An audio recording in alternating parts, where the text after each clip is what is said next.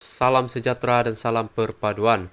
Unsur rasuah apabila pati kerajaan menerima dana atau sumbangan politik tidak sama seperti apabila dana sedemikian disalurkan kepada pati pembangkang kata sumber SPRM. Ini karena pembangkang tidak berada dalam kedudukan untuk menghulurkan apa-apa kepada penyumbang mereka, tidak seperti kerajaan kata pegawai kanan itu dengan syarat tidak mahu namanya disiarkan. Pada Jumat lalu, Presiden Bersatu Muhyiddin Yassin didakwa atas tuduhan salah guna kuasa dan pengubahan uang haram membabitkan Rp232,5 juta yang disalurkan ke akaun patinya.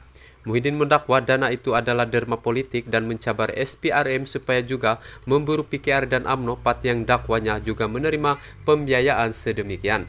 Diminta mengulas mengenai perkara itu, pegawai kanan SPRM berkenan berkata, secara umum sama ada sesebuah parti itu berkuasa atau tidak adalah pertimbangan utama bagi setiap siasatan. Katakanlah kamu parti pejuang, saya beri sumbangan untuk kampanye dan sebagainya, tetapi saya tidak mempunyai sebarang urusan sama ada rasmi atau tidak karena kamu tidak pernah beri saya sebarang proyek. Jadi saya boleh beri dan awak boleh terima, ini tidak salah. Berbanding dengan parti pemerintah yang mempunyai kuasa untuk meluluskan proyek dan kemudian syarikat itu dapat proyek dan diminta memberikan peratusan tertentu proyek tersebut, ini berbeza, kata sumber itu. PKR adalah dalam pembangkang sebelum pilihan raya umum ke-15, manakala UMNO pula membentuk kerajaan bersama-sama dengan Bersatu dan PAS. Pembiayaan politik ketika ini tidak dikawal walaupun rang undang-undang telah digubal selama bertahun-tahun dengan kerajaan terdahulu berikrar untuk membentang undang-undang sedemikian. Dalam perkembangan terkini, kerajaan semasa berkata rang undang-undang itu akan dirujuk kepada jabatan kuasa pilihan khas parlemen untuk pertimbangan selanjutnya.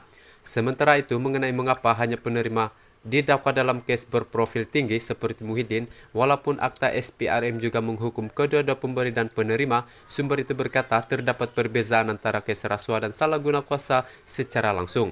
Dalam kes rasuah, pegawai itu berkata lazimnya sama ada pemberi atau penerima atau kedua-dua mereka akan didakwa di mahkamah. Bagaimanapun dalam kes salah guna kuasa, individu yang menyalahgunakan kedudukannya untuk mendapatkan suapan akan didakwa di mahkamah. Baca Section 23 Akta SPRM yang mengatakan bahwa apabila seseorang pegawai badan awam menyalahgunakan jabatannya untuk mendapatkan suapan sama ada untuk faedahnya atau untuk faedah keluarganya atau untuk rakan sekutunya, dia telah melakukan kesalahan. Menurut sumber itu, walaupun dalam kes rasuah lazim, pertuduhan biasanya akan dikenakan terhadap penerima yang dalam kedudukan untuk menekan pihak satu lagi untuk memberi rasuah.